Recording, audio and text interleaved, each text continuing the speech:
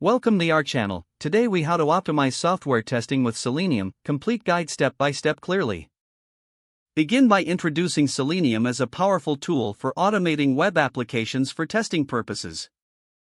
Explain the importance of software testing in ensuring application quality. State that this guide will cover the optimization of software testing using Selenium. Start with the first step, installation of the Selenium framework. Instruct viewers to install Java Development Kit if they haven't already. Recommend verifying the installation by checking the Java version in the command line. Next, guide viewers to download the Selenium Java bindings from the official Selenium website. Explain how to include the Selenium libraries in their project using an IDE like Eclipse or IntelliJ. Now, instruct viewers to set up a WebDriver.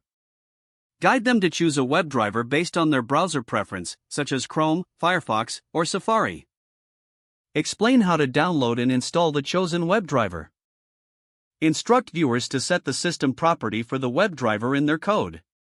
Transition to writing test scripts. Advise viewers to follow best practices by organizing their test scripts into separate classes. Highlight the importance of using explicit weights for dynamic elements. Explain how to implement weights in Selenium to enhance test reliability.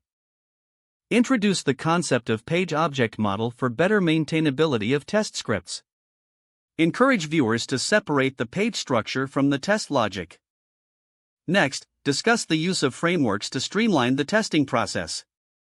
Recommend common testing frameworks like TestNG or JUnit for better organization. Explain how to integrate these frameworks with Selenium. Introduce parallel test execution to speed up testing. Guide viewers on how to configure their test frameworks to run tests in parallel.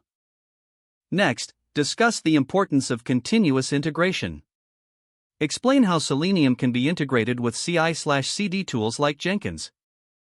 Encourage viewers to set up automatic test runs on code changes. Transition to capturing test results. Explain how to generate and view reports using testing frameworks.